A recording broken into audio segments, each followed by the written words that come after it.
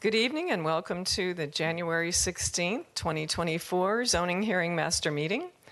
I'm Pamela Jo Hatley and I'll be serving as your Zoning Hearing Master this evening for most of the cases. To my right is Hearing Officer Susan Finch, who will hear the first two cases. Before we get started, please stand as you're able for the Pledge of Allegiance.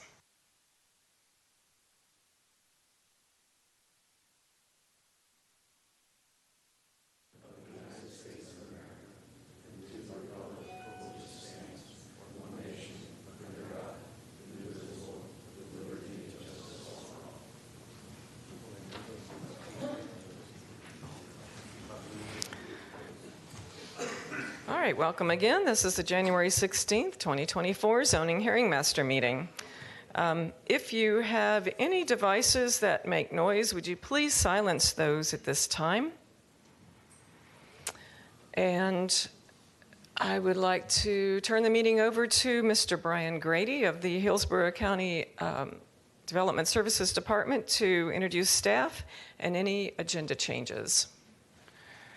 Good evening, Madam Hearing Officer. We do have, before I go through the changes to the agenda, joining us at the dais tonight are to my left, Cameron Clark with the County Attorney's Office, and to his left, Bryce Farringer with the Hillsborough County City County Planning Commission. We do have one change on tonight's agenda. It's on page 9, item A27, rezoning PD 24-0444. This application is a change in the continuance date. This application is being continued to the February 20th, 2024 Zoning Hearing Master Hearing.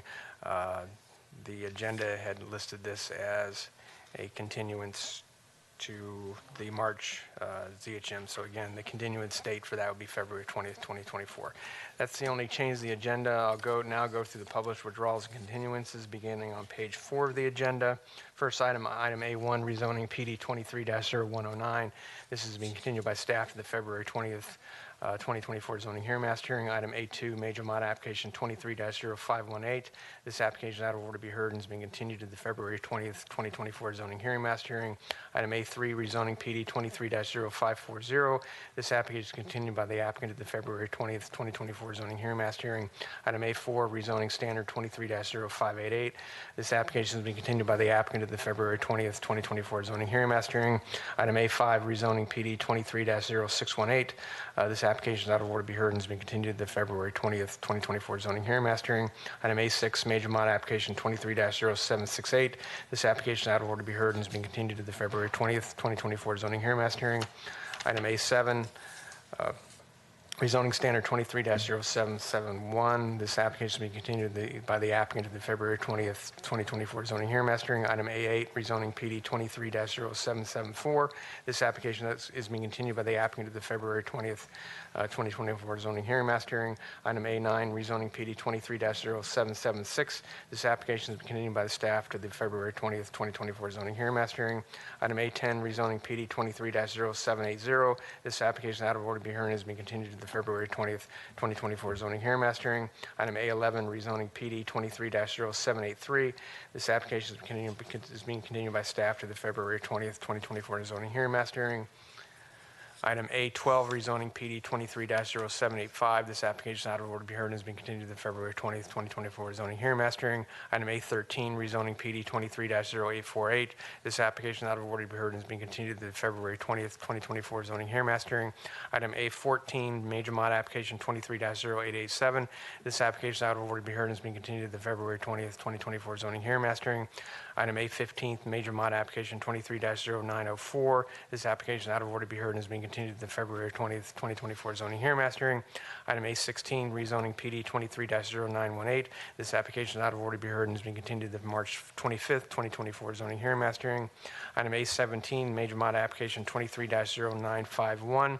This application is out of order to be heard and has been continued to the February 20th, 2024 Zoning Hearing Master Hearing. Item A18, special use general 23-0955. This application is out of order to be heard and has been continued to the February 20th, 2024 Zoning Hearing Master Hearing.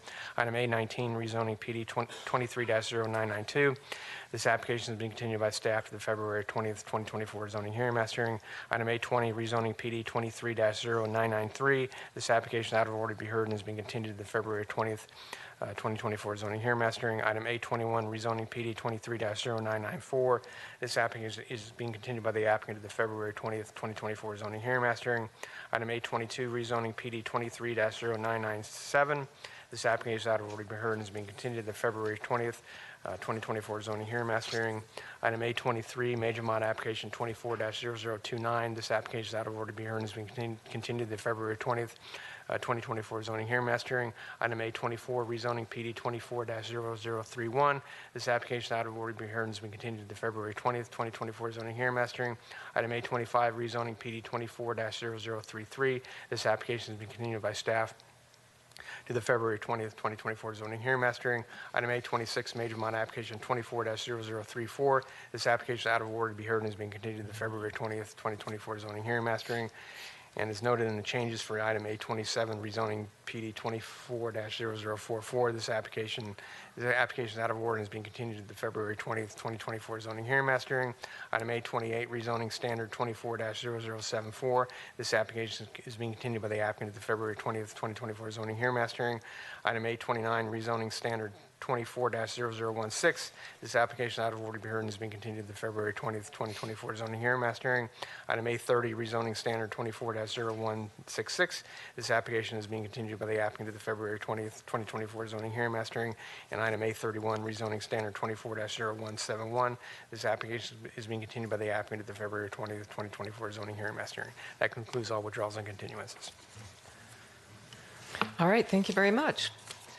Okay, the meeting tonight consists of items on an agenda that require a public hearing by a hearing master before going to the Board of County Commissioners for a final decision. I will conduct a hearing tonight on each item and will submit a written recommendation. My written recommendation will be filed with the clerk of the board within 15 working days after the conclusion of today's public hearings. The Board of County Commissioners will consider the record of today's public hearings and my recommendation, and will make a final decision on each application at a publicly noticed meeting on a date and time set by the Board of County Commissioners. The hearings today will be informal. I will ask questions related to the scope of direct testimony and may call and question witnesses as I deem appropriate. I will decide all questions of procedure. I will take evidence, but will exclude evidence that is irrelevant, immaterial, or unduly repetitious. Evidence may be presented in written form, and all testimony shall be under oath. Hearsay evidence may be used to supplement or explain other evidence, but shall not be sufficient alone to support a finding of fact unless it would be admissible over objections in a civil court action. The order of presentation will be as follows. First, county staff will introduce each item. The applicant and the applicant's witnesses will have 15 minutes to present the proposal. County Development Services will have 5 minutes to present its findings and recommendations. Planning Commission will have 5 minutes to present its findings of compliance or non-compliance with the comprehensive plan. Proponents will have 15 minutes to present arguments in support of the proposal. Opponents will have 15 minutes to present arguments against the proposal. County staff will have 5 minutes to present any amended recommendations, and the applicant will have 5 minutes for rebuttal and summation. The 15 minutes for proponents and opponents is the total time allotted among them. So if there are a number of persons who wish to speak, the 15 minutes will be distributed among those speakers. Also, if there are a number of persons who wish to speak on an item, you may designate a single spokesperson to represent your views. When you come to the microphone tonight, please first state your name and address for the record. The meeting is being recorded, so please speak into the microphone so your testimony can be recorded and heard. When you're finished speaking, please see the clerk to my left over here to sign in.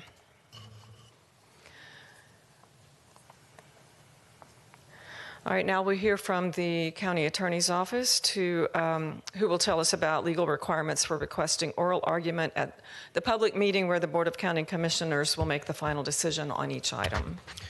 Thank you, Madam Hearing Officer. Good evening, everyone. My name is Cameron Clark. I'm an assistant county attorney. Tonight's public hearing is the first step of a two-step rezoning process. This hearing is a time for rezoning applicants and interested parties to present testimony and evidence. Any evidence presented tonight will become the complete factual record of each application, and no additional evidence can be introduced after the closing of each application. The second step of the rezoning process is a public meeting before the Board of County Commissioners, where the board will take a decision on each application heard tonight. Tonight's applications are scheduled to be heard by the board at its March 19th land use meeting. When considering applications, the board will only review the record created at tonight's hearing and the recommendation made by the hearing master for each application. The hearing master will file a recommendation for each application heard tonight on February 6th. The Board of County Commissioners has established a policy that directs which rezoning and major modification applications are to be placed on the consent agenda of the board's land use meeting. Applications that propose to add density outside the urban service area and applications that are on roadways with a failing level of service are not qualified for placement on the consent agenda. Applications that do not have consistent recommendations of approval or denial are also not qualified to be placed on the consent agenda. Finally, applications that have had evidence or testimony provided to the record by non-applicant parties of record, either prior to or at tonight's public hearing, are not qualified for placement on the consent agenda. The board shall allow public testimony by parties of record at its public meeting to consider the hearing master's recommendation for any item on the regular agenda. Any public testimony shall be limited to the record of the proceedings before the hearing master unless additional evidence has been found admissible in accordance with Section 100304D of the Land Development Code. A party of record is an individual who fits into at least one of the following categories. First, someone who's present tonight and presents testimony or documentary evidence. Second, someone who is certified by the U.S. Postal Service as having been mailed notice of tonight's hearing. Third, someone who submitted documentary evidence to the master file at least 2 business days before tonight's hearing. Or fourth, someone who submitted documentary evidence by proxy at tonight's hearing. Again, the content of oral argument before the board shall be limited to the content of the testimony and other evidence submitted verbally or in writing to the hearing master tonight. It is the role of the county attorney's office to ensure that only individuals who meet these requirements are allowed to speak before the board and to ensure that no new evidence or testimony is introduced or allowed at the board's public meeting. For these reasons, please make sure that all information you wish the board to consider at a public meeting is entered in tonight's record. Thank you. Thank you, Mr. Clark. All right, all testimony tonight must be under oath, so if you plan to speak tonight, please stand to be sworn in. Raise your hand to be sworn in. If there are any online who also plan to speak, please raise your hand to be sworn in. All right, do you swear or affirm the testimony you are about to give is the truth, the whole truth, and nothing but the truth? I do. All right, thank you. Mr. Grady, I think we're ready for the first case, and Zoning Hearing Master Susan Finch will hear the first 2 cases. Yes, the first item on tonight's agenda is agenda item B1. It's major mod application 23-0281. This is a request for a major modification of existing plan development. Sam Ball with county staff will provide staff recommendation after presentation by the applicant. All right, is the applicant here? Good evening. If you could please come forward and give us your name and address, please. Good evening. Neil Strelo with VHB. My office is at 501 East Kennedy Boulevard, Suite 1010, Tampa, Florida. Appreciate being with you. I am the authorized agent for this application. The reason we're here tonight is to remedy a site plan note. You had taken action and recommended approval at the October 16th ZHM hearing. That was transmitted to the BOCC for the 12/12 hearing. We asked for a remand at that time. We noticed a site plan note that was erroneous, and it was dealing with the hours of operation. The currently approved and facility operates as a 24 hours a day, 7 days a week. There was an erroneous, mistaken modification of those hours of op on the site plan. We have submitted a revised site plan, and I do have, it was noted as part of the project narrative also had those hours mistakenly noted, so I do have copies to enter into the record this evening as well. During the remand process, we've re-notified, have not heard from any surrounding neighbors as part of that notice, and we ask for your reapproval of this application. Thank you so much. I just want to clarify for the record, that is the only change, That is it. is the hours of operation. It was a note on the plan and stated in the narrative, and it was in mistake. The current operations and need to be retained. Understood. All right, thank you so much. If you could please sign in with the clerk's office and submit whatever documents you'd like. Development Services staff. Good evening. Good evening, Sam Ball, Hillsborough County Development Services. The applicant is requesting a major modification to PD 04-1681 to add 5 truck bays and 9,800 square feet of warehouse space to be used for appointment warehouse purposes, and to increase the overall maximum gross floor area to 86,166 square feet. On December 12th, the Board of County Commissioners approved the applicant's request for a remand to remove the proposed restricted hours of operation of Monday through Friday from 9 a.m. to 5 p.m. to allow the facility to operate 24 hours per day and 7 days a week. There are no operating hours restrictions associated with the current PD conditions approval of or conditions. Based on the adjacent zonings and uses in the vicinity and the relative scale of the proposed addition, staff finds proposed modification to PD 04-1681 compatible with the existing zoning districts and development pattern in the area, and recommends approval of the request subject to conditions. Thank you so much. I appreciate it. Okay, thank you. Planning Commission. Good evening, Madam Hearing Officer. Bryce Feringer, Planning Commission staff. The site is located within the rural area and is within the limits of the Thanota-Sassa Community Plan. The property has a future land use designation of Office Commercial 20 and is surrounded by additional OC 20 future land use to the north, east, and west. A portion of the parcel immediately north is designated as light industrial. Residential 1 and Residential 6 are located to the south. Light and heavy industrial uses are located to the north, east, and west. Public utilities are located to the northeast.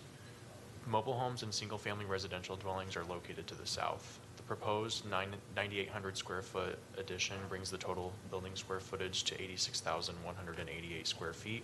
The maximum allowable FAR for Office Commercial 20 would not be exceeded. Therefore, the proposal is consistent with Objective 8 and Policy 8.1 of the future land use element. The proposed addition to the existing warehouse is compatible with the existing character of development of the area, as there are light and industrial heavy uses to the north, east, and west.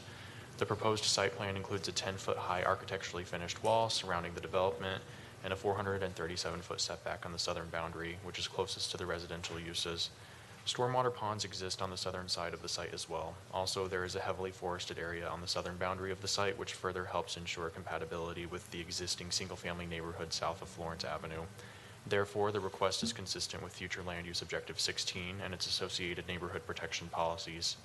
The proposed major modification meets the intent of the Thanota-Sassa Community Plan, Goals 1 and 4. Southeastern Freight Lines is an existing business that is already part of the community and is located in an area surrounded by similar uses to the north, east, and west.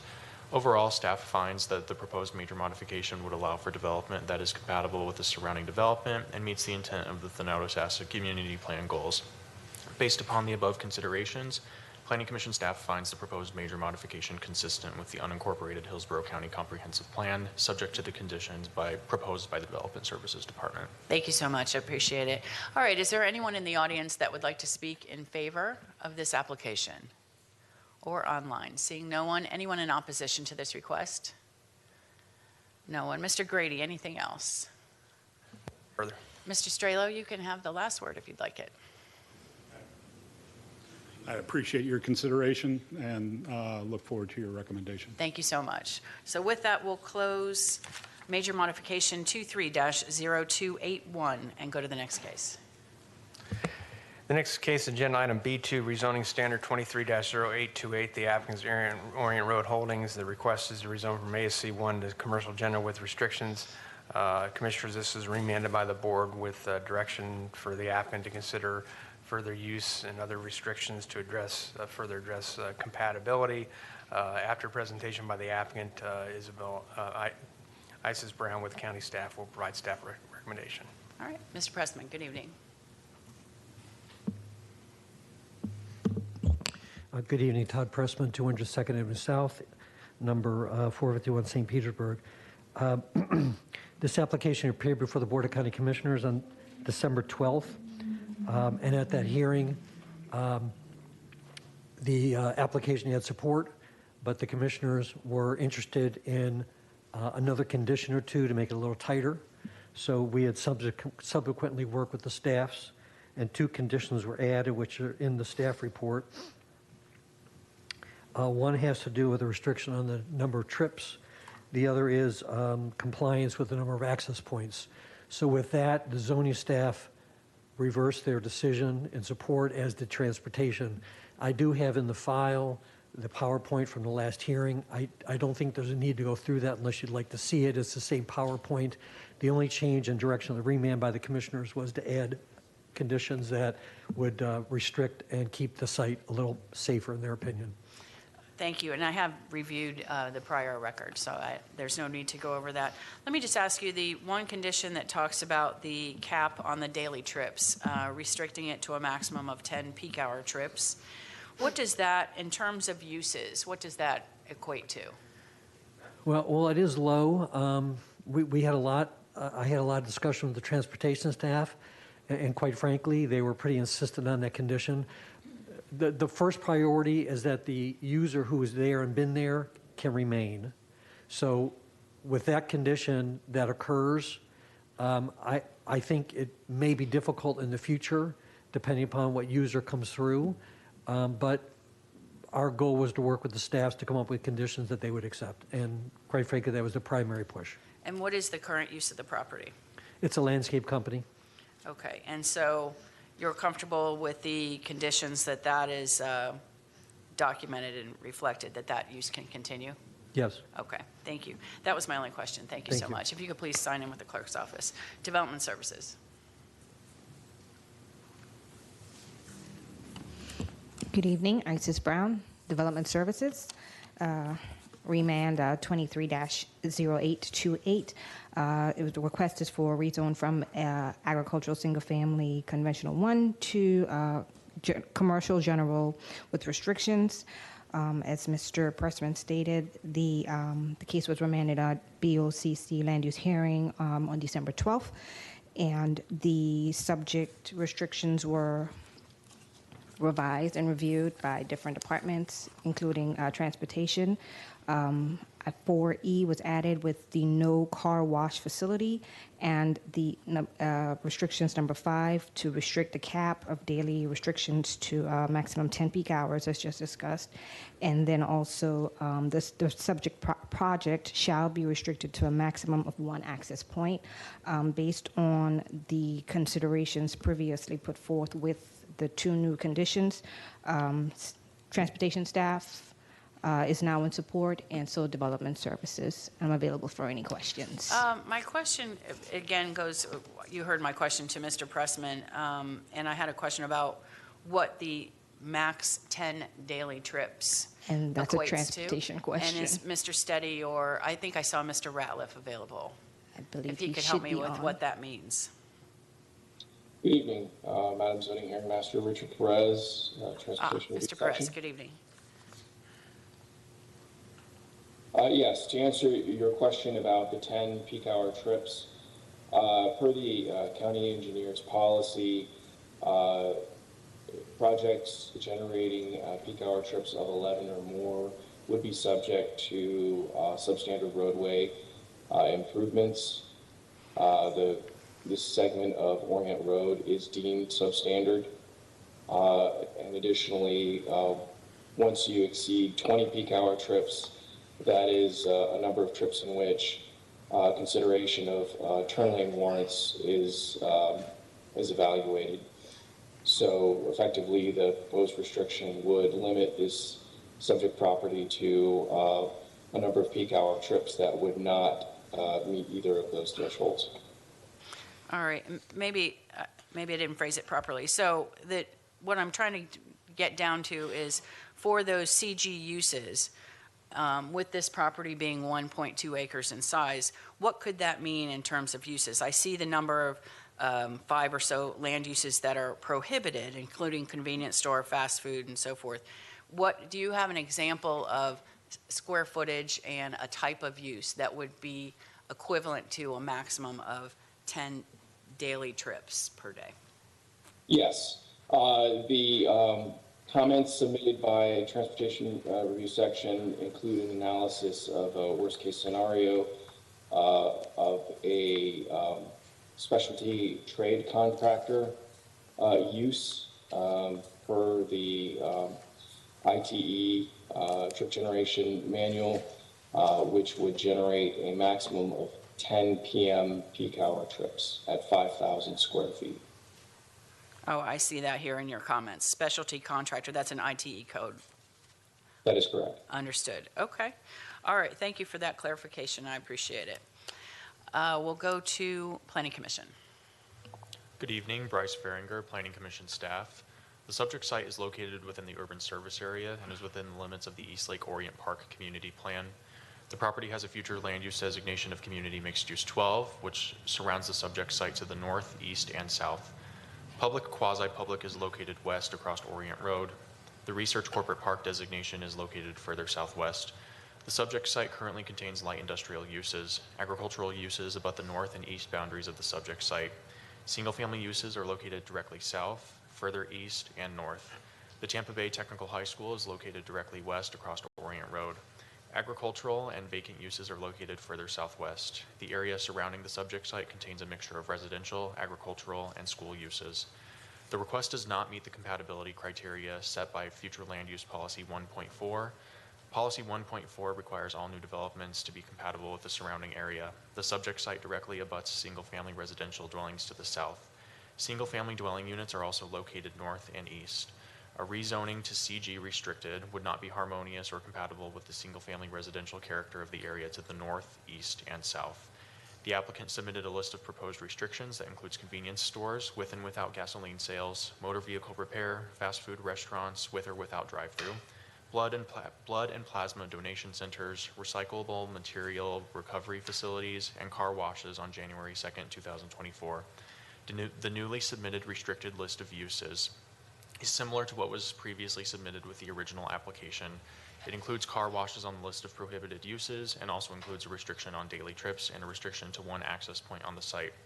Although Planning Commission staff is receptive towards the proposed restrictions, the remaining range of CG uses and their intensities present significant compatibility concerns with the residential uses located near the subject site. CMU 12 requires non-residential land uses to be compatible with residential uses through established techniques of transition or by restricting the location of incompatible uses. Although the applicant has submitted a list of restrictions and operating hours, the remaining range of CG uses would still allow for adverse impacts on the existing residential areas near the site. Therefore, it is inconsistent with this policy direction. The proposed rezoning is also inconsistent with the intent of the East Lake Orient Park Community Plan.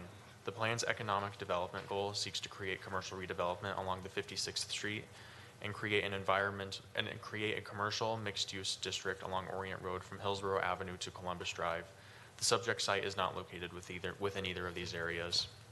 Based upon the above considerations, Planning Commission staff finds proposed rezoning inconsistent with the unincorporated Hillsborough County Comprehensive Plan.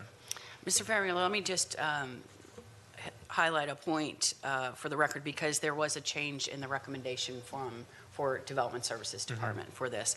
And I just want to clarify, I believe I heard you say this, but I just want to clarify for the record. So the change, the added condition where the applicant has agreed to restrict the number of daily trips to 10 per day, which you heard Mr. Perez just say through their transportation comments that the worst case scenario for that would be a specialty contractor, 3,500 square feet in size.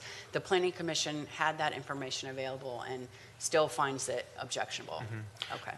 Yes, and we do have a list of other remaining commercial uses within the staff report as well, and I'm not sure how that would conflict with transportation comments or, I guess the amount of trips that would be allowed within those uses, but that is something that we would take into consideration as well. It would still be subject to transportation's comments. Understood. All right. Thank you for that clarification. Thank you. I appreciate it.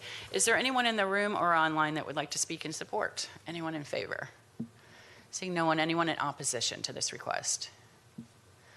No one. Mr. Grady, if you could just clarify for me, you heard Mr. Pressman say that it's understood by him and his client that the existing use can remain on site until such time that the property would be redeveloped. And I don't, if you're comfortable with that, I don't read that myself, that is acknowledged. I think what he said is that their objective with this rezoning is to allow the existing user to continue. So he's comfortable that with these conditions that the existing user could still continue on the site post rezoning and going through the appropriate proper permitting. But he's comfortable that use falls within that metric, the trip generation. So that's this lower generating use. So that's, I think, what he's speaking to, not grandfathering that use in. Yeah. All right. Thank you for that. I appreciate it. All right, Mr. Pressman, you have the last word. You have 5 minutes for rebuttal. Thank you. I'd just like to note, actually, if you want to call, my understanding that there's been no opposition to this request up till tonight. I do want to thank the zoning staff and Mr. Perez for working with us. My understanding during our conversation is that the use would be adjudged to be a specialty contractor as discussed, and this specific use would be able to continue. So with that, we appreciate the work with staff in getting this done. Thank you. Thank you for that. So with that, we'll close rezoning 23-0828, and I'll turn the hearing back over to Hearing Master Hatley. Thank you so much. All right, thank you. Ms. Finch, I think we're ready for the next case. The next item is agenda item C1 is rezoning standard 23-01041, and the request is rezone from AS1 to M Manufacturing Zoning District. Michelle Maltabano will provide staff recommendation after presentation by the applicant.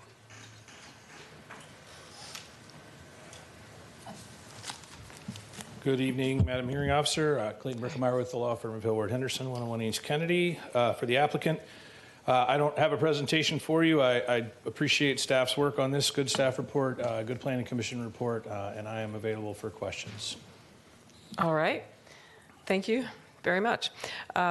Development Services, please. Hello, this is Michelle Maltabano with Development Services. I'm here to present standard rezoning 23-1041. The applicant is requesting to rezone an approximately 1.1 acre lot from the AS1 zoning district to the M zoning district.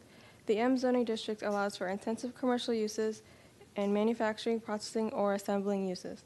The subject site is located in Riverview in an area comprised of mixed uses, including residential, commercial, industrial, and agricultural.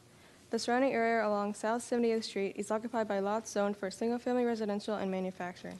This includes a vehicle salvage lot abutting the project to the north and a towing storage lot to the east. Abutting the site to the south and west is a vacant flag lot zoned AS1, which should be buffered from the proposed site with a 30-foot buffer and a 6-foot-high masonry wall and evergreen trees of at least 10 feet tall. The rezoning would allow for a continuation of the existing manufacturing development pattern along this pattern of South 78th Street. Based on these considerations, staff finds the proposed M zoning district compatible with the existing uses, zoning districts, and development patterns in the area. Staff finds the request approval. Thank you. All right, thank you. No questions for you. Planning Commission? Good evening, Madam Hearing Officer. Bryce Faringer, Planning Commission staff. The subject site is located... The subject site is located within the urban service area and is within the limits of the Riverview Community Plan and South Shore Area-Wide Systems Plan. The subject site's future land use classification on the future land use map is Community Mixed Use 12. CMU 12 surrounds the subject site to the north, south, and east. Natural preservation is located on the southwest and further south. The light industrial future land use category is located west of the subject site across South 78th Street. Further south is the residential 6 future land use category. According to the Hillsborough County property appraiser data, there is currently a single-family residential home on the site. Directly to the south is a public institutional use owned by the Parkway Center, CDD. To the north, there are 2 parcels with heavy commercial. To the north, there are 2 parcels with heavy commercial uses. To the west, across South 78th Street, are single-family homes, mobile homes, and a mining site owned by the Mosaic Company. The request for manufacturing zoning on the subject site is allowable for consideration under the site's designated future land use category. Goal 9 and Policy 9-1.3 of the Community Design component of the Future Land Use element evaluate the creation of commercial design standards on a scale and design that complements the character of the community. Policy 9-1.3 encourages new commercial zoning to be located at commercial redevelopment areas. The properties located directly north of the subject site currently contain heavy commercial uses. The proposed rezoning to manufacturing complements the zoning pattern along the eastern side of South 78th Street. The subject site appears to be located within the mixed-use district on the Riverview Community Plan's concept map, but is very close to the industrial district. The mixed-use district is focused on directing development towards walkable mixed town center locations throughout the community while respecting existing land use. The proposed rezoning would allow for economic development that is encouraged by the South Shore Area-Wide Systems Plan and the Riverview Community Plan, and is therefore consistent with the livable communities element of the comprehensive plan. Based upon the above considerations, Planning Commission staff finds the proposed rezoning consistent with the unincorporated Hillsborough County Comprehensive Plan. All right, thank you. Is there anyone here or online who wishes to speak in support of this application? All right, do not hear anyone. Is there anyone here or online who wishes to speak in opposition to this application? All right, not hearing anyone. Development Services, anything further? Nothing further. All right. Mr. Bricklemeyer? Thank you. Okay. All right, thank you. That will close the hearing on rezoning standard 23-1041. The next item is agenda item C2, rezoning standard 24-0191. The request is rezoned from RSC 6, residential single-family conventional 6, to RSC 6 with the mobile home overlay. Michelle Montalbano will provide a staff recommendation after presentation by the applicant. All right, thank you. Applicant? Let me just get this presentation pulled up really quick.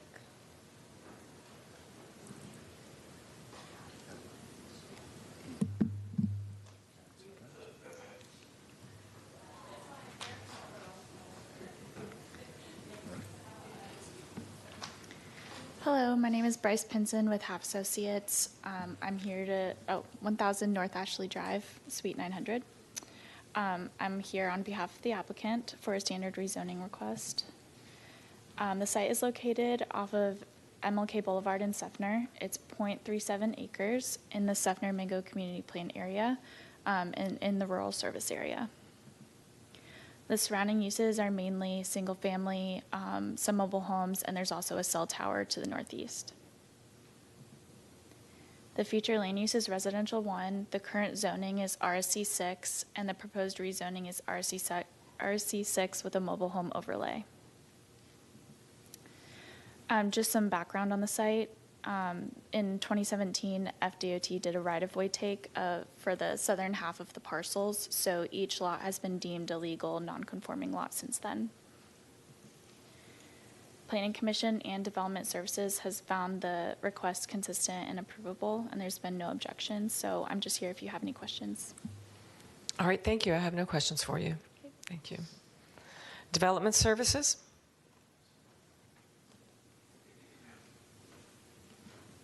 Hello, this is Michelle Montalbano with Development Services. The applicant is requesting to rezone 2 neighboring parcels in Seffner with a total acreage of approximately 0.37 acres from RSC 6 to RSC 6 with a mobile home overlay. The applicant is proposing to develop each property with a mobile home residence. Both parcels are considered legal non-conforming lots due to nature of an FDOT public order taking the southern portions of the original parcels for a right-of-way expansion. Both parcels have the less than half acre of upland required for the use of septic, and the western parcel has a non-conforming lot size for the RSC 6 district, occupying approximately 6,000 square feet instead of the required 7,000 square feet. The surrounding area is largely occupied by residential and agricultural uses.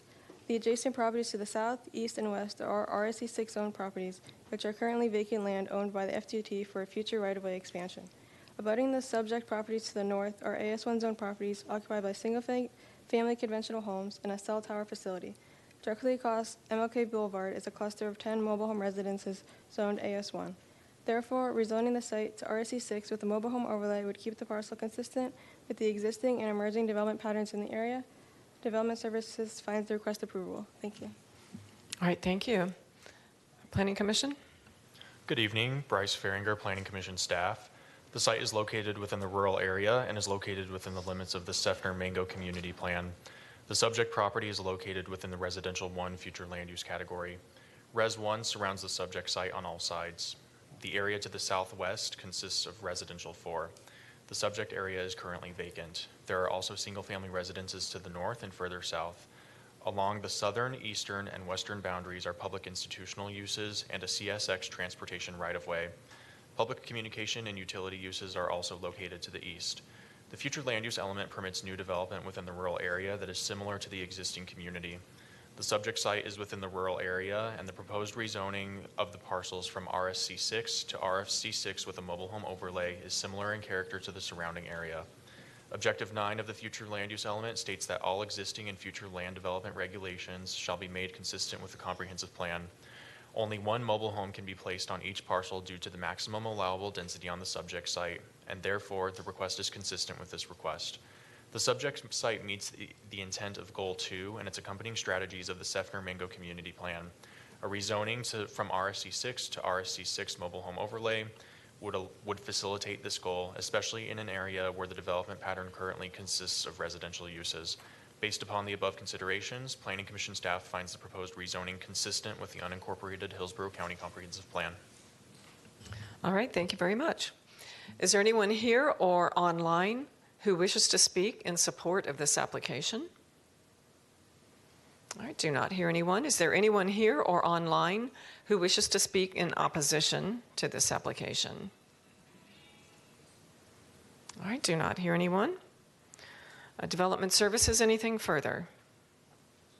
Nothing further. All right, thank you. Applicant, anything further? That's a no. All right, thank you. That closes the hearing then on rezoning standard 24-0191. The next item is agenda item D1 as rezoning PD 23-0584. The request is to rezone a 2.71 acre parcel from ASC 1 to a planned development. Tanya Chappella with county staff will provide staff a recommendation after presentation by the applicant. All right, thank you.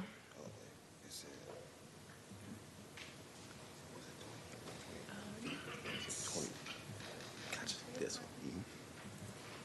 Gotcha.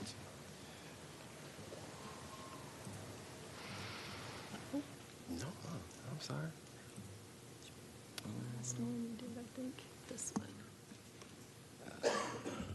Good evening. Cammie Corbett with the law firm of Hill, Ward, and Henderson. While we're getting the PowerPoint pulled up, I am here representing the applicant this evening. And if I would just like to say, maybe because I'm old, but it's really, really hard to hear staff in the back of the room. So if I'm having trouble, there's probably some other folks. So if you could kind of speak up into the microphone, it'd probably be helpful for the people in the audience. Thank you. So this proposed rezoning is located south of Ruskin in a really unique spot. It's on US 41 right along the Manatee River. Again, you can see this is a close-up of the property. You can see it's right along the river. And we are requesting a unique restaurant concept here where we're having a restaurant and including inside and outside seating with a total FAR of 0.06 where 0.25 is allowed. We have the required parking and associated buffers. And we spent a lot of time designing this site. There are wetlands on the site. We are dealing with some site constraints. This is in the rural area, so we do require well and septic. So I think you'll see in the staff report a recognition that EPC has reviewed the drain field for the septic and is recommending approval from that. And I also want to direct your attention, both Natural Resources and EPC have updated comments in the record. And you're very thorough, so I'm sure you've seen them. But one was a concern about a bald eagle's nest. That's been removed. That bald eagle's nest has been long vacated. And then the other issue is about impacting wetlands on an adjacent property. And they have removed that objection because it has nothing to do with the development of this property. We did receive an objection to a prior version of the site plan about the location of a well. We showed the well. We removed that from the PD plan because it should not be regulated by a PD. It really needs to go where the regulators want it to go, and we have agreed in good faith to continue to work with that neighbor to look at potential co-location and making sure that we're coordinating with them on development of each of the properties. This is the site plan. It's pretty straightforward. It's a restaurant. It's located along the water. We are asking for two waivers. The first is a waiver to the commercial locational criteria. And you can see it's within an identified growth corridor in the Little Manatee South Community Plan. And also, it's actually effectively a corner parcel because it's at that sort of bend in US 41. And the Planning Commission has reviewed that request for the waiver and has found it supportable and consistent with a comprehensive plan. And we're also asking a waiver to the 2-to-1 setback that requires increases in setbacks to a natural water body. Again, we have a very constrained site, and Development Services supports the waiver that we have requested. And we have been found consistent and compatible with the comprehensive plan by both the Planning Commission and Development Services, and we'd respectfully request your approval, and we're here to answer any questions you might have. Okay, thank you. No questions for you. All right. Development Services.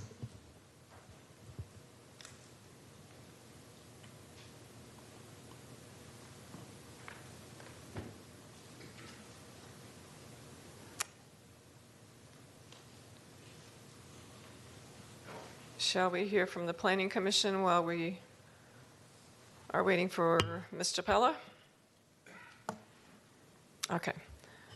Go ahead with the Planning Commission, please. Thank you. Bryce Faringer, Planning Commission staff. The site is located within the rural area and is located within the limits of the Little Manatee South Community Plan and the South Shore Area Wide Systems Plan. The subject site is within the Residential 2 Future Land Use category. Res 2 Future Land Use category surrounds the subject site to the north, south, and southwest. The Natural Preservation Future Land Use category is located further west and north across US Highway 41. The Residential 12 and Residential 1 Future Land Use categories are located across the Little Manatee River. The subject site and the surrounding area to the north, west, and south are currently vacant. Public institutional uses are located east along the Little Manatee River. There are single-family dwelling units further south along the site along Bayshore Road. The area is mostly vacant with public institutional uses that are owned by the Tampa Port Authority. The subject site has wetlands. On January 5th, 2024, the Hillsborough County Environmental Protection Commission filed official comments noting that EPC Wetlands Division reviewed the rezoning application and that a resubmittal was not necessary. These comments were filed a day after the Planning Commission submitted its official staff report and were not taken into our official consideration. The request is still subject to all land development regulations as well as the objectives, goals, and policies within the One Water element and the environmental and sustainability section of the comprehensive plan. The applicant's request is subject to locational criteria. The subject site does not meet commercial locational criteria, and the applicant has submitted a request for these criteria to be waived. The closest qualifying intersection is identified at US Highway 41 and Gulf City Road, which is approximately 1,500 feet away from the subject site. The subject site falls outside of the 900-foot distance required for the Residential 2 Future Land Use category. In the waiver request, the applicant stated that the subject site is an appropriate area for a suburban-scale neighborhood commercial development. The waiver request also emphasizes that the proposed restaurant use would benefit the surrounding area as there are several mobile home and single-family residential uses. Planning Commission staff have reviewed the CLC waiver request and recommend that the Board of County Commissioners grant the waiver. The property is not adjacent to any existing commercial uses that would allow for strip commercial development. The subject site is located within the limits of the Little Manatee South Community Plan. Goal 2 of this community plan seeks to protect environmental areas. Goal 5 of this community plan seeks to improve economic opportunities for the Little Manatee South area. The proposed outdoor deck helps meet the ecotourism strategy of supporting wildlife observation in a manner that is sustainable, given the proposed restaurant includes an outdoor deck. Based upon these considerations, the request is consistent with goals 2 and 5 of the Little Manatee South Community Plan. Based upon the above considerations, Planning Commission staff finds the proposed plan development consistent with the unincorporated Hillsborough County Comprehensive Plan, subject to conditions proposed by the Development Services Department. All right, thank you, Mr. Behringer. Is Development Services ready? I am, thank you. Tanya Chapela, Development Services. The existing zoning is agricultural single-family 1. The proposed zoning for planned development would allow an eating establishment. The parcel is located along US Highway 41, a 4-lane divided principal arterial road with commercially zoned properties to the southwest and 1 vacant property zone ASC 1 to the north. Adjacent to the southeast is the Little Manatee River. The adjacent properties to the south and west are zone ASC1 and RSC6, and they're vacant.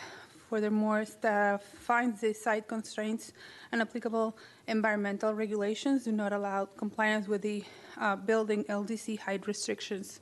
The applicant requested the variance for waiver. Sorry. Finally, the proposed 0.06 FAR is considerably under the maximum 0.25 FAR permitted in the RES 2 FLU category, while commercial general zoning is located directly west and southwest. Although single-family residential development exists nearby, some of those uses exist on property zone CG and therefore non-conforming. Given the above, staff finds the proposed development to be compatible with the surrounding properties and in keeping with the general development pattern of the area. I'm available for questions.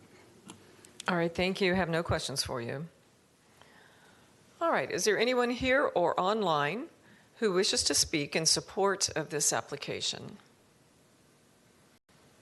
Do not hear anyone. Is there anyone here or online who wishes to speak in opposition to this application?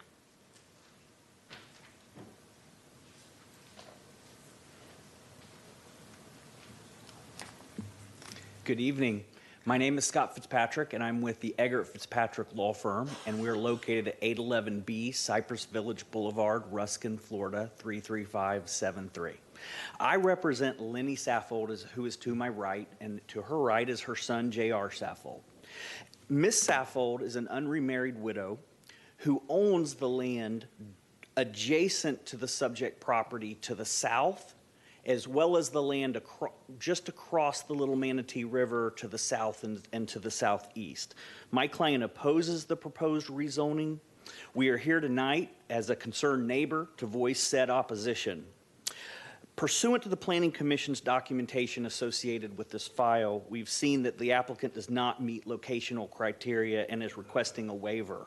My client opposes the waiver and requests a denial of the application. This criteria is set for a reason, and it is clear that this project doesn't meet that criteria, and as a concerned neighbor, my client opposes the waiver being granted and asks this body to reject the application.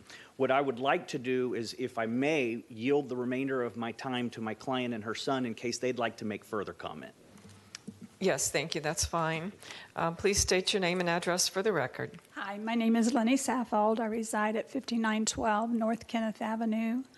And my objection is that for better than 2 years, we have tried to contact the owner of said property to work out some type of an agreement so that we may have access to our property. Our property is landlocked by their property, and so we've left messages. They have not returned our call, and we haven't made any contact with them at all until this proposal came about.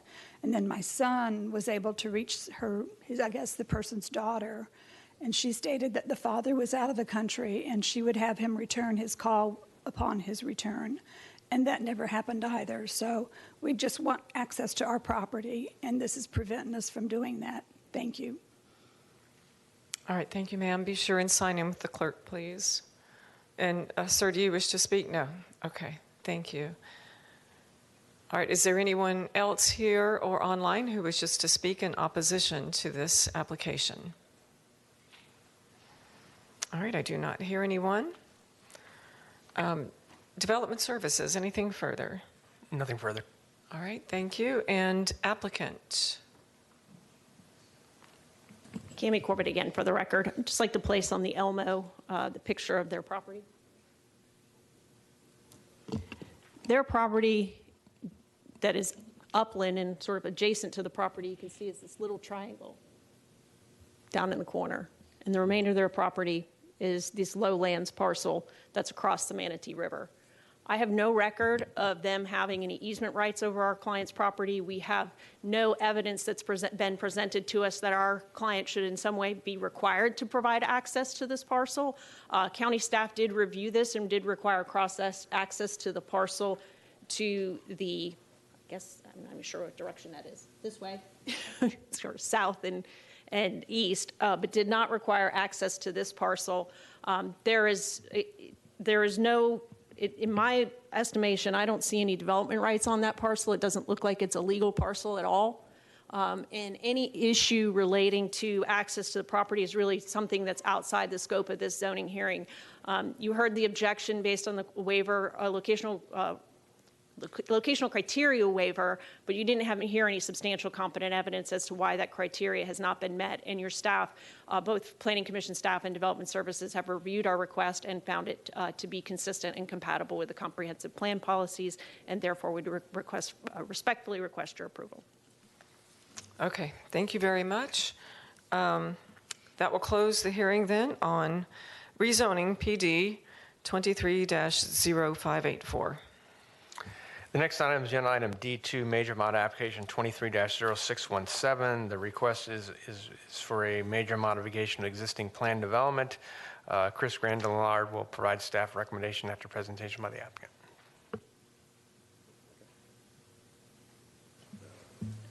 Start by doing this. I'm Cammie Corbett again with Hill Ward Henderson representing the applicant, and Ms. Albert from HAF is going to do our presentation.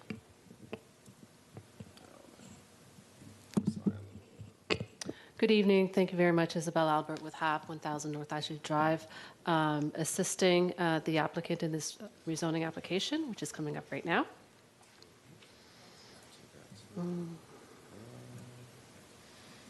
Okay, thank you. So here's the site. The site is located in Thonosasa. It's an urban service area, and it's about 24 acres. The future land use is SMU 6 with a planned development from 1989. It is currently approved for a mixture of uses, including an RV park, some mini storage, boat and RV storage, commercial, and office, as shown over here. And the request is to maintain option 1. And then before you tonight is to present option 2, which is maintaining the RV portion of it. And instead of the parcels A and E, where it was approved for open storage, we are proposing a mobile home park there. This is a major modification that includes those 2 large sites, and part of the request is a density bump up with policy 19.3 to provide 3 uses, and those uses are, as shown here, that includes the RV park, the mobile home park, as well as 1 acre of commercial mini warehouse or boat and RV, try to keep that use that's currently approved. Part of the request also is to allow different area size. The mobile home policies or mobile home regulations in the code are quite old, and since then the industry has modernized and has really made mobile homes more efficient. You'll see them, they're smaller, and it's not unusual to see smaller site than what's required in the code. For this example, the smaller size is about 2,000 square feet, and with the new sizes, it will still provide the little open space and parking area for the lot on which the mobile home is going to be situated. And so we're proposing a change in that regulation to allow this lot size of, call it lot size, but area size at 2,000 square feet. And staff reviewed this and didn't have any objections. We're also asking for an administrative variance to William Roads. William Roads is substandard, and through discussion with staff, we agreed to provide at least a cross-access or pedestrian access onto 3R1 from our site, and that is shown on the site plan. Overall, these are all the policies and objectives that we're consistent with in the comprehensive plan. Objective 1, Objective 8, Objective 9, Objective 16. I'll go through them, but you also see in the community design component, as well as the Thonosasa community plan, which one of their main goals is to provide diverse housing in the area, which does this proposal does meet and provides that. And overall, recommendation from all reviewing agencies, from Development Services and the Planning Commission, that found it consistent with the comprehensive plan. And I'm here if you have any questions. That concludes our presentation. Thank you. No questions for you. Thank you. Thank you. Oh, actually, you know what? I do have revised conditions. Like, what's this pile in front of me? And I will just get those out.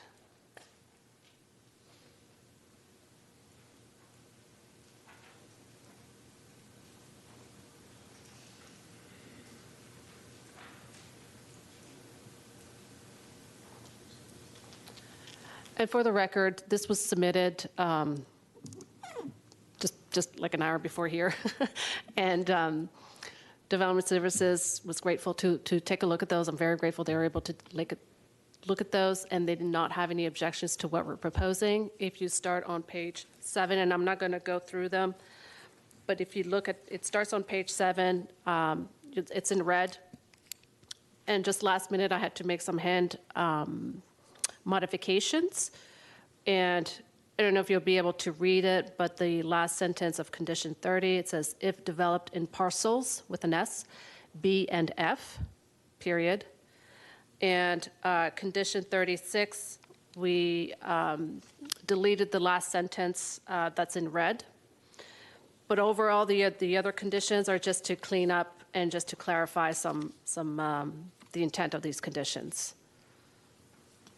Okay, and with these last-minute changes, Development Services has all of these changes. Is that correct? Correct. Okay. Thank you. Correct. Thank you. All right.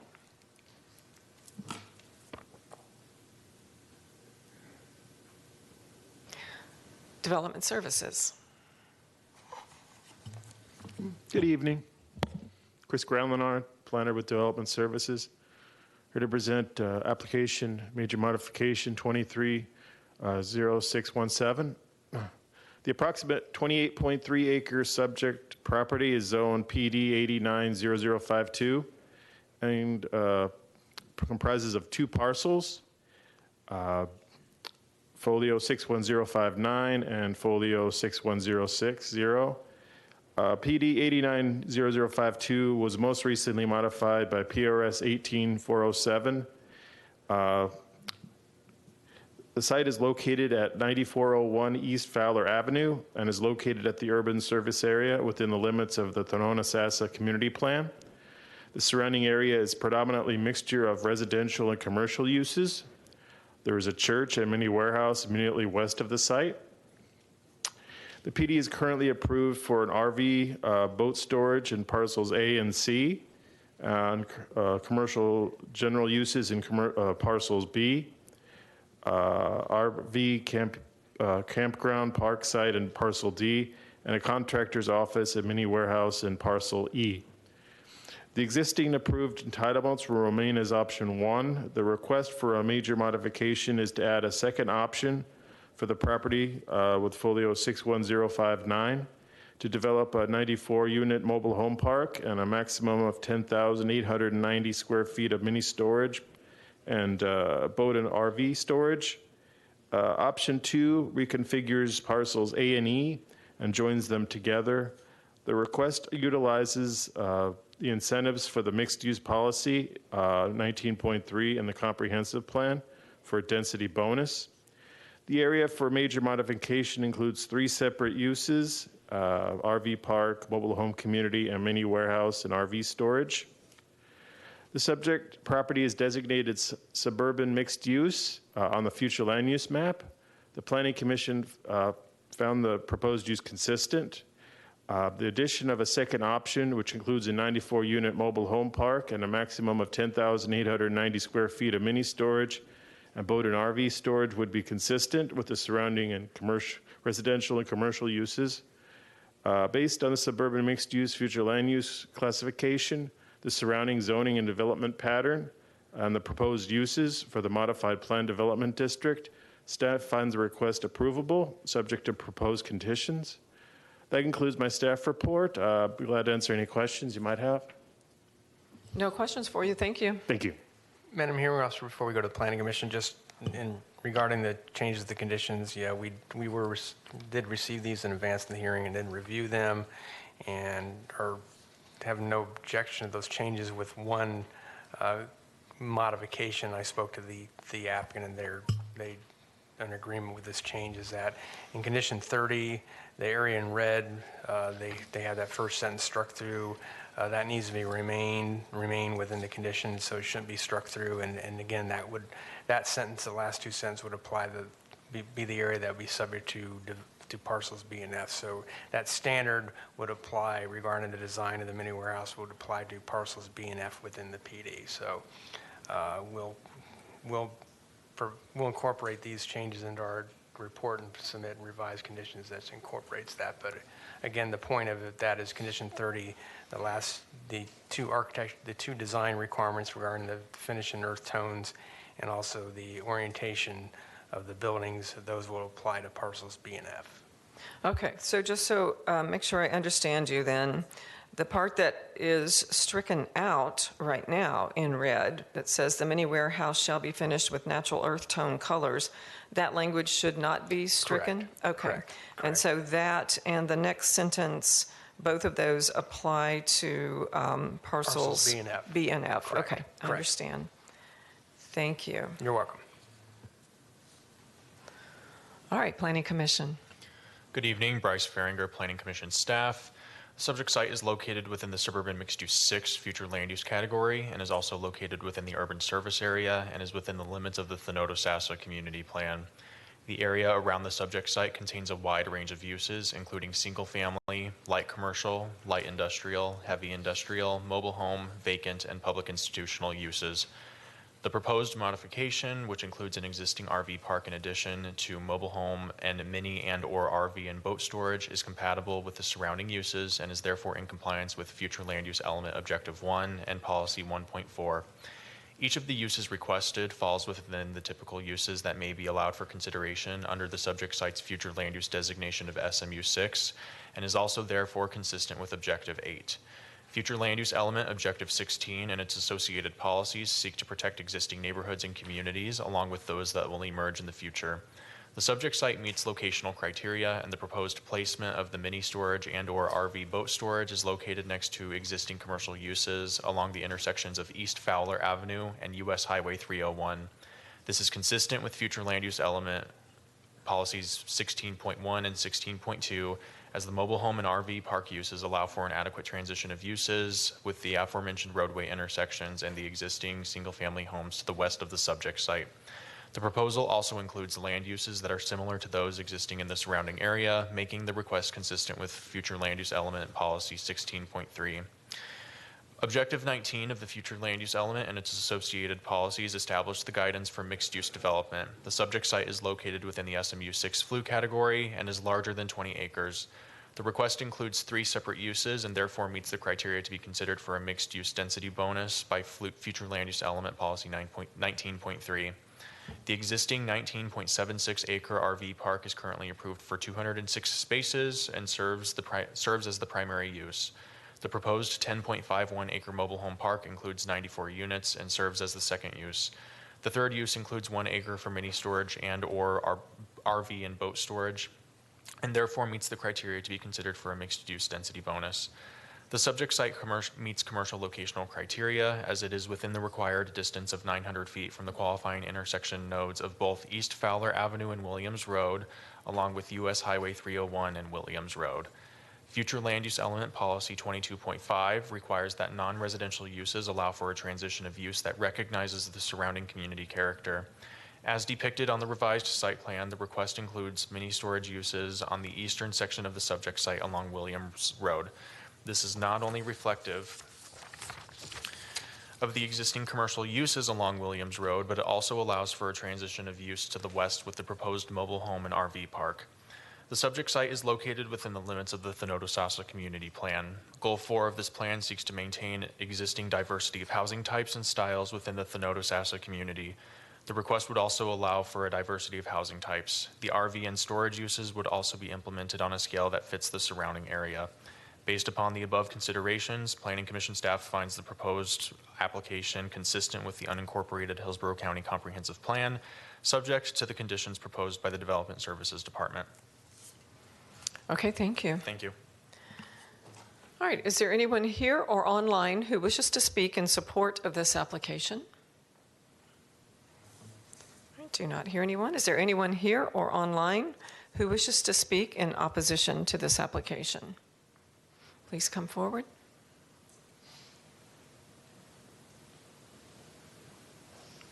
Hi, my name is Benjamin Goff. I live at 9401 East Fowler Avenue, which is this place.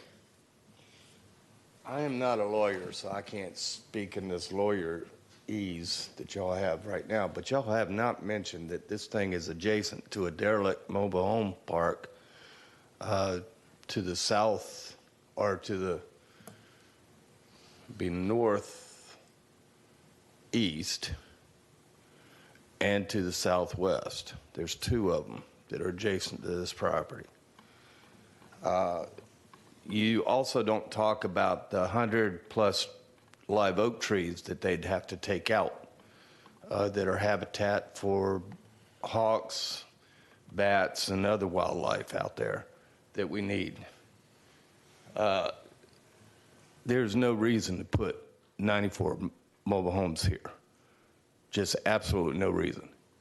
The reason why we keep our place safe is because we don't have access to Williams Road or 301. We got it contained to one area and we got a fence around it, so we're able to keep our area safe when there's crime stats all over that area. So I sent a detailed summary before, and I also included several pictures. These people that own the property, manage the property, can't be trusted. They've violated numerous laws, and pictures prove it. They've lied to the county on multiple occasions. So anything that they tell you guys is not eventually what's going to happen. They're going to do whatever they want to do. And I would just strongly object to this major modification. Thank you. Yes, sir. Thank you. Be sure and sign in with the clerk here, please. All right. Is there anyone else here or online who wishes to speak in opposition to this application? All right. I don't hear anyone. Development Services. Did you have anything further? Nothing further. Thank you. Applicant.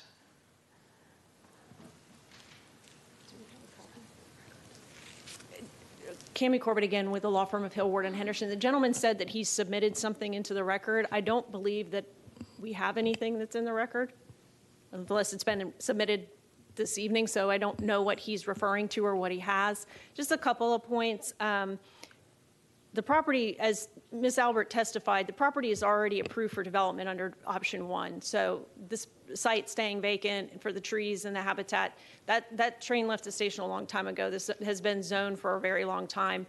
We're just adding the second option here. So we'll have that. And with respect to anything that might relate to code enforcement or otherwise, I mean, I don't think the gentleman's comments were appropriate with respect to our client's ownership and their activities, but I don't think that's really relevant testimony for you to consider anyway. And anything relating to code enforcement is something that the county will address separately with us if there's anything that's out there. To my knowledge, we have no code enforcement violations pending. And so that will answer any questions. All right, that's fine. I have no questions for you. Thank you. All right. This will close the hearing on major modification 23-0617. The next item is agenda item D3, rezoning PD 23-0622. The request is rezoned from AS1 agricultural single family 1 unit minimum lot size of 1 acre to a planned development. Chris Grandin-Lennard will provide staff recommendation after presentation by the applicant. Good evening, Ms. Hadley. David Mechanic, Mechanic Nucio, Hearn and Wester here on behalf of the applicant. I have with me this evening Daniel Faciuto, who is the principal of the applicant. I have John LaRocca with me, who will provide a summary of the application. David Fuchsen, who is a civil engineer, and Mike Razor, who was a traffic consultant on this project. For the record, I would just like to say that we concur with the staff recommendations and the conditions in the report. And with that, I'll ask Mr. LaRocca to provide a brief summary of the application. All right, thank you. Good evening. I'm John LaRocca, Murphy LaRocca Consulting Group, 3225 South McDill Avenue in Tampa, Florida. As David indicated, I am one of the representatives on this matter. My assignment in this case was to manage and process the application. I'll be brief this evening. I refer you to the report that the Development Services submitted for this hearing. It's very thorough. We've worked at length with the staff to do a very detailed plan development site plan. The site itself is an 8.825 acre, give or take, more or less, fronting on Linebaugh Avenue, an arterial road, with a private driveway connection through to Lynn Road.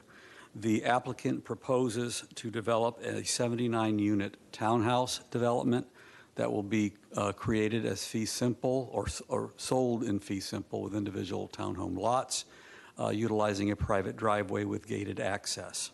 The applicant seeks to rezone the property that is currently zoned AS1. There are three parcels that make up this, contiguous parcels that make up this proposal as part of 230622, the plan development, through the utilization of a flex provision and residential density bonus for infill development. The report indicates compliance with the criteria. We think it's an excellent location that meets that criteria for the flex, being that there's R9 within 500 feet, and it is a residential density infill development along Linebaugh Avenue with the urban development that's occurring in that corridor.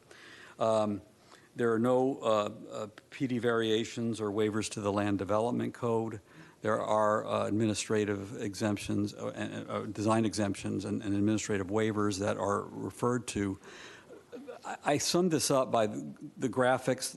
You'll see that the character of that area is developing and urbanizing in accordance with what we are proposing. There are the single-family residential that is in the immediate area, at least south of Lynn Road, are townhomes that are a single-family attached as are proposed in this development. We concur. We worked long and hard with the staff with a couple of continuances. In fact, this application a while back was withdrawn for us to refine the submittal. The application, we think, is, and the staff report is very thorough, complete. We concur with the conditions, and we respectfully request that you consider approval this evening and recommend approval. The Planning Commission finds the land uses consistent and compatible, subject to the conditions of the Development Services Department, which we support and concur with. Other members of the team are here should technical questions need to be answered. Thank you. Thank you, Mr. LaRocca. All right, Development Services. Good evening. Chris Groundlinard again. I'm here to present application PD 23-0622. The applicant proposes 79 townhome units through the utilization of the flex provision of the SMU 6 future land use category and a residential density bonus for infill development. The resulting density will be approximately 8.95 units per acre. The approximate 8.825 acres vacant property is comprised of 3 parcels, zoned AS1, agricultural single-family conventional. The subject property is generally located 90 feet southwest of the intersection of Lynn Road and Lynn Lake Circle. The area consists of single-family residential and manufacturing. To the north across Lynn Road is a single-family residential zoned RSC4. To the south across West Linebaugh Avenue is a contractor's office zoned M manufacturing. Also adjacent to the south, there is a vacant parcel zoned BPO, business professional office. To the east, the subject property is adjacent to a single-family residential zoned plan development, and a vacant county-owned parcel zoned AS1 is also to the east. To the west, the subject parcel is adjacent to a vacant parcel zoned BPO and a single-family residential zoned AS1. The subject property is designated suburban mixed use on the future land use map. The Planning Commission found the proposed use consistent with the comprehensive plan. The surrounding uses are similar to the request, single-family residential. Therefore, the rezoning of the subject property from a parcel from a property from AS1 to PD with 79 single-family residential attached dwelling units would be consistent with the existing zoning pattern of the area. Based on the suburban mixed-use SMU future land use classification, the surrounding zoning and development pattern, and the proposed uses for the planned development district, staff finds the request approvable, subject to proposed conditions. That concludes my staff report. Glad to answer any questions you might have. No questions for you. Thank you. Thank you. All right. Planning Commission. Good evening, Bryce Faringer, Planning Commission staff. The site is located within the urban service area and is located within the limits of the Greater Carrollwood-Northdale Community Plan. The subject site is located within the suburban mixed-use 6 future land use category. SMU 6 abuts the subject site to the east and west. Residential 9 also abuts the eastern boundary and is located further west and east. Residential 4 is located north across Lynn Road, and light industrial is located south across West Linebaugh Avenue. Vacant and single-family uses are currently located on the subject site. Additional single-family uses are located to the west, north, and east. There is a vacant public institutional property owned by Hillsborough County that also abuts the eastern boundary of the subject site. Light commercial, light industrial, and heavy industrial uses are located south and southeast of the subject site and are concentrated around the intersection of West Linebaugh Avenue and Anderson Road. The area directly abutting the subject site is mostly residential in nature, with notable industrial and commercial uses located to the south and southeast. The application includes a flex request under future land use element policies 7.3 and 7.4 for the northern portion of the site. The request is to flex the residential 9 future land use category that is located to the east. In addition, the application includes a request for a density bonus for infill development for the southern portion of the site in accordance with policy 23.5. The request meets the intent of the flex provision and density bonus for infill development. The increase in density would result in a development pattern that is compatible to the existing zoning and development pattern in the immediate surrounding area. There is an amenity center and a community gathering area in the northern portion of the site. The subject site is located along an arterial roadway within the urban service area, which is a preferred location for high-density residential development. Each unit has its own driveway and is connected to a 5-foot wide sidewalk. Although the development is gated for private vehicular access, there is a public bike and pedestrian access, creating a connection from West Linebaugh Avenue to Lynn Road. The proposal meets the compatibility requirements of Objective 16 and its associated neighborhood protection policies. The proposed plan development meets the intent of the Greater Carrollwood-Northdale Community Plan. The plan desires new development and redevelopment to use compatibility design techniques to ensure the appearance and architectural style and scale of development is integrated with the existing suburban nature of each neighborhood. The proposal is compatible as it relates to mass scale and contributes towards a gradual transition of uses. Based upon the above considerations, Planning Commission staff finds the proposed plan development consistent with the unincorporated Hillsborough County Comprehensive Plan, subject to the conditions of the Development Services Department. All right, thank you very much. All right, is there anyone here or online who wishes to speak in support of this application? Do not hear anyone. Is there anyone here or online who wishes to speak in opposition to this application? Yes, ma'am. Ronald Floyd. I live at 6117 West Linebaugh Avenue, which is the neighbor right next door to it, to the west of it. For one thing, I don't think they have the property that they're saying for building that many units. And another thing, are they going to come out, or are they saying they're coming out of Linebaugh or on the Lynn for the traffic that they're going to develop? Because there's already 2.5 million speedsters that think Linebaugh and Anderson is their private dragway. So I'm asking not to approve it for that many residential homes. And the reason they're saying that they have all this is because companies like theirs are forcing the single homeowner, which was born and raised on their land, to sell out so they can go find peace somewhere. That's all I have to say. All right, sir, thank you. Not a good he'll do. Please be sure and sign in with the clerk. Thank you. All right, is there anyone else here or online who wishes to speak in opposition to this application? All right, don't hear anyone. Development Services, anything further? Nothing further. All right. Applicant?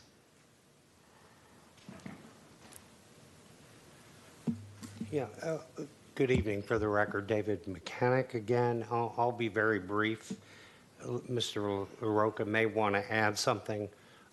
First of all, there's no question the calculation of the density is within the appropriate parameters of the comprehensive plan, so we have not exceeded that.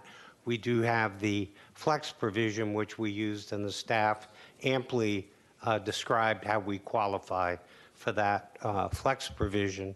Regarding traffic, speeders on the road, that's obviously a concern for law enforcement, and we would encourage Mr. Floyd to call law enforcement, but that has nothing whatsoever to do with a zoning application. And with that, Mr. LaRocca, thank you. Thank you. Again, John LaRocca, Murphy LaRocca Consulting. Simply, I wanted to answer one of the questions raised for the record based on Mr. Floyd's comments was access. The road, the project will access both Linebaugh Avenue, gated, and Lynn Road. And it's a private driveway that will connect both roads to serve the 79 units. All right. I see that on your site plan.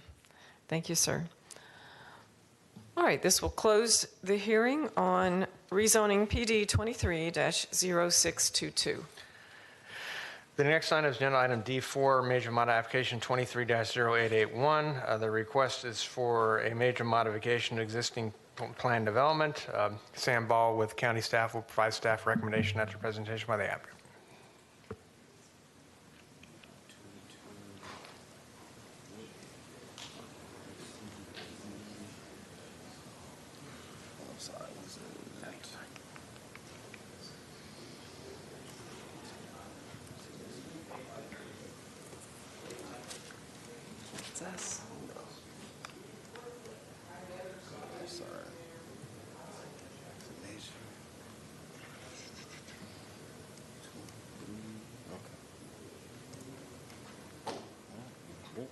Good. All right, thank you. For the record, my name is Christopher Berg with the law offices of Gray Robinson, located at 101 East Kennedy Boulevard, Suite 4000, Tampa, Florida, 33602, representing the applicant, Baldwin Howell Properties, in this major modification application. Just to go over our project team, representing the applicant from Baldwin Howell today is Jordan Perales behind me. Our site plan engineer, Ryan Hellman, and our environmental expert, Abby Naylor, are joining online. And our traffic engineer, Mr. Michael Yates, is in the audience. I have their resumes and CV should they be called to testify on any technical matters. Okay. I'll just go over some of the general information about the site. Much of this is already in the staff reports provided to you. The property is 6.35 acres of undeveloped land located along U.S. Highway 301, approximately 1,000 feet north of South Falkenberg Road. The site has 2 future land use designations. The vast majority of the site is UMU 20. I believe it's over 6 acres, with the remaining, I believe, 0.2 acres to the west being CMU 12. Both allow for the proposed mini warehouse use in this application. Just to continue, the uses in the immediate vicinity are their multifamily to the immediate south, north, and east, but there is some commercial uses south past South Falkenberg Road, as well as to the north, as you can see on this slide, as well as a warehousing use to the east of one of the multi-family housing projects. It is in the City of Tampa water and wastewater service area. I'd just like to go over a little bit why we're here. This site has been challenging for development. The original, or the PD we are modifying, was approved in 1988. It's my understanding that it has not been developed since. Wetlands constitute over 2.5 acres of the property and cut it down the middle, as you can see. Additionally, it is legally landlocked. Applicant has been working with FDOT for a right-in, right-out access, which I believe FDOT is amenable to given the low traffic impact of the proposed use.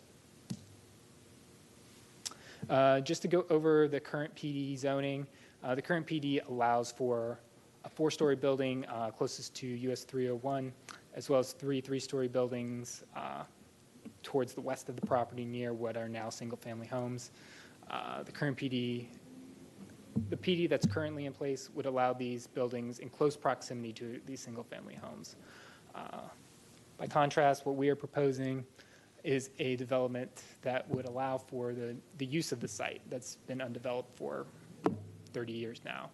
Applicant's concept would allow for this challenging piece of property to be developed and in a way that has a building that is more compatible with the surrounding development. Staff has found the proposed major modification approvable, subject to conditions which the applicant is not opposing.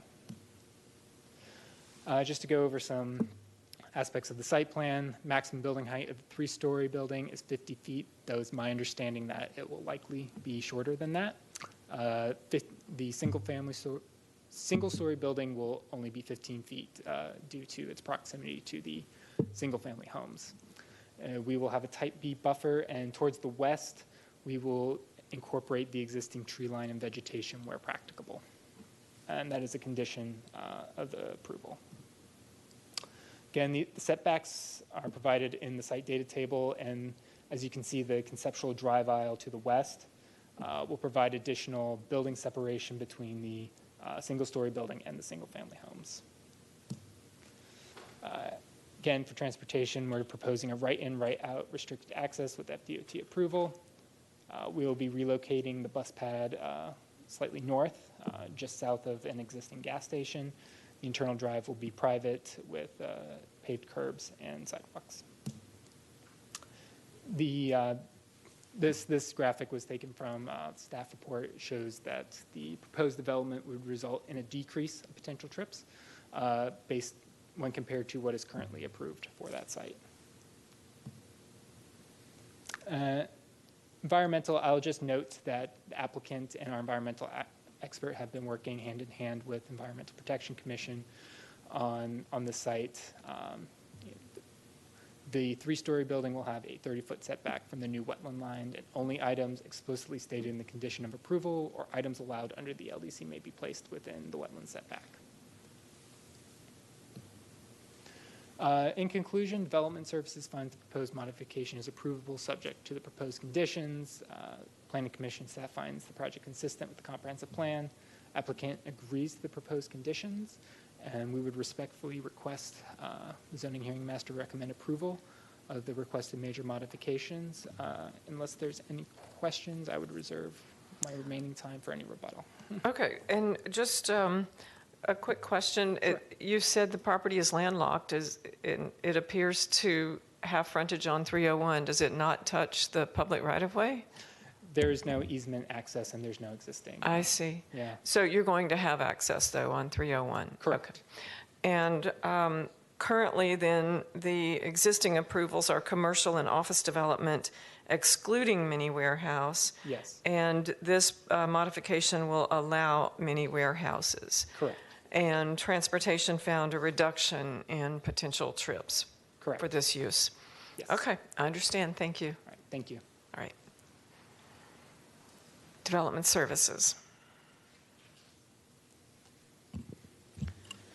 Good evening, Sam Ball, Hillsborough County Development Services. The applicant is requesting a major modification to PD 880084 to allow for the development of a 90,600 square foot mini warehouse facility. The modification site covers 6.35 acres and is located along the east side of US 301 South, approximately 1,000 feet north of South Falkenberg Road in the Greater Palm River Community Plan area. The properties in the vicinity are zoned plan development and are developed for multifamily, residential to the north, south, and east, single family to the west and south, and office to the immediate north. If major modification 230881 is approved, the development would be limited to a one-story building up to 15 feet tall with 23,100 square feet and a three-story building up to 50 feet in height with 67,500 square feet. The total FAR would be 0.33 as proposed. The one-story building would be located approximately 175 feet from the single-family properties to the west and approximately 75 feet from the single-family properties to the south. This building would also be separated from the single-family properties by a 20-foot type B landscape buffer. The three-story building would be located closer to the front of the property and would be between the office use to the north and the multifamily to the south. The building located approximately 60 feet from the multifamily property to the south, and the additional 2-to-1 setback for building height in excess of 20 feet would not apply. The internal driveway is essential for access and would be allowed to encroach into the 30-foot wetland conservation setback. The applicant is not requesting any variations or waivers to the development standards. Based on the surrounding zoning and development pattern and proposed uses and development standards for the major modification, staff finds the request approvable subject to conditions. That concludes my presentation. If you have any questions. And I could have asked the applicant this, but just, and I think it's in the staff report, but the building or the buildings to the west on this property are single story, or is a single story building. Is that correct? That's correct. And it's 15 feet yes, ma'am. height. And then the building toward 301 on the east is the one that can be up to 3 stories. Is that correct? Yes, ma'am. Okay. All right. Thank you. Hey, thank you. All right. Planning Commission. Good evening, Bryce Faringer, Planning Commission staff. The subject site is located within the urban service area and is within the limits of the Greater Palm River Community Plan. Approximately 6.07 acres of the subject site is designated as urban mixed use 20, and 0.28 acres is designated as community mixed use 12 on the future land use map. The subject site is surrounded by UMU 20 to the north and south. CMU 12 is located to the west. Regional mixed use 35 is located to the east. Multifamily apartment buildings are located to the north, east, and south of the subject site. Single-family detached residential uses are located to the west. Further north and south on US Highway 301, there are light commercial uses, including a retail shopping center with Publix and office uses. The proposed self-storage buildings are compatible with the existing character of development in the area, as it is located off of a principal arterial roadway with light commercial and apartment buildings along the corridor. The proposed self-storage buildings fall within the community and regional scale retail community and light industrial multipurpose uses. The proposal meets the intended intensity as it allows for a 0.5 FAR for the 0.28 acres within the CMU 12 and a 1.0 FAR for the 6.07 acres located within the UMU 20 designation. The request includes a maximum proposed FAR of 0.80. The proposal is consistent with policy 13.3 of the future land use element as it relates to environmental considerations. There are approximately 2.59 acres of wetlands on the site. As the site is more than 25% wetlands, only the upland acreage can be utilized to calculate the intensity. The Environmental Protection Commission Wetlands Division has reviewed the submitted site plan and has determined that a resubmittal is not necessary. Given that there is a separate approval process for wetland impacts with the EPC and they currently do not object, Planning Commission staff finds the request consistent with Objective 13 and associated policies within the future land use element and Objective 3.5 within the environmental and sustainability section. The subject site abuts a single-family detached residential neighborhood. As a compromise to address compatibility concerns from the single-family residences as well as mitigating for wetland impacts, the applicant has proposed one single storage unit building in the rear and one 3-story storage building at the front of the property along US Highway 301. The building in the rear far exceeds the setback requirements, and there is an existing vegetated buffer between the single family and the subject site that will be required to remain as feasible. The proposed rezoning meets the intent of Objective 16 and policies 16.2, 16.3, and 16.5. The subject site meets the intent of the Greater Palm River Community Plan. The plan encourages new development with compatible intensities at appropriate locations. The plan also promotes commercial development at scales that reflect the character of the community. The proposed self-storage use at this location is reflective of the surrounding land use pattern and appropriate for the UMU 20 future land use designation. Based upon the above considerations, Planning Commission staff finds the proposed plan development consistent with the unincorporated Hillsborough County Comprehensive Plan, subject to the conditions proposed by the Development Services Department. All right, thank you. All right, is there anyone here or online who wishes to speak in support of this application? All right, I do not hear anyone. Is there anyone here or online who wishes to speak in opposition to this application? I do not hear anyone. Development Services, anything further? Nothing further. Thank you, applicant. Anything further? We have nothing to add unless you have any questions. No more questions for you. Thank you. All right, this will close the hearing on Major Modification 23-0881. The final item on tonight's agenda then is D5, is rezoning PD 23-0882. It's a request to rezone a 19.16 acre from AR, agricultural rural, to a planned development. Tanya Chappella will provide staff recommendation after presentation by the applicant.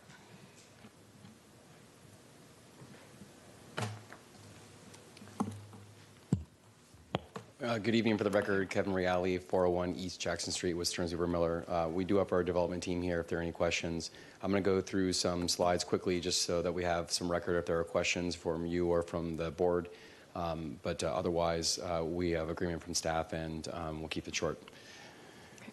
So the property is approximately 18.5 acres. It's on the south side of Sumner Road, about a third of a mile east of 301. Sumner Road's a dead-end road in the urban service area in the South Shore area-wide community planning area.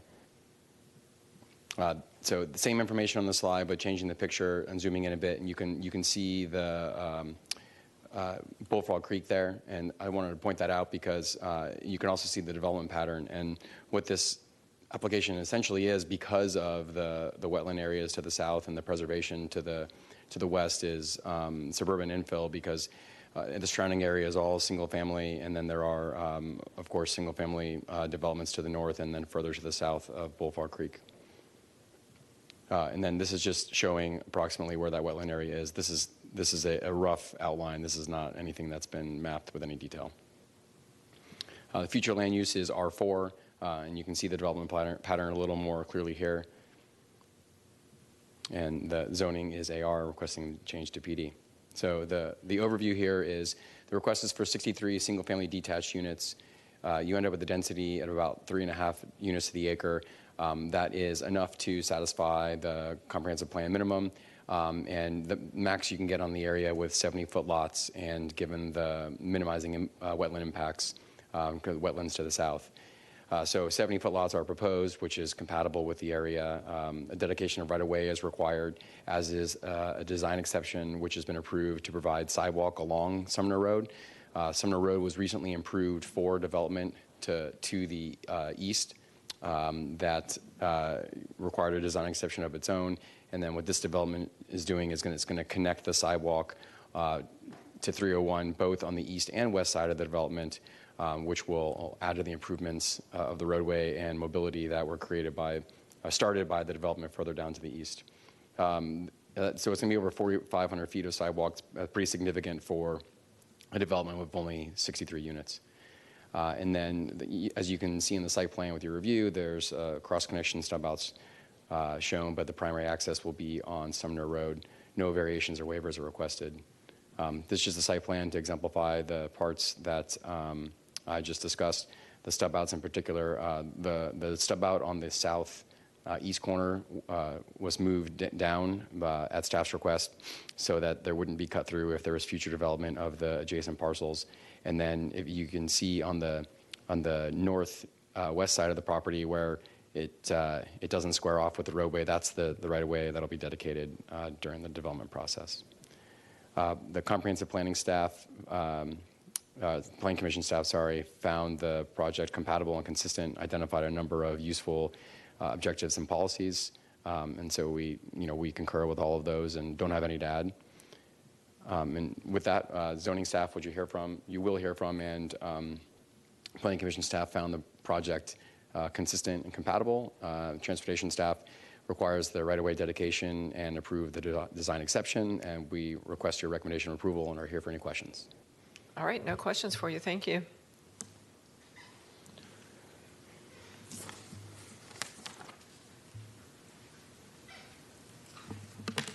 Tanya Chapela, Development Services.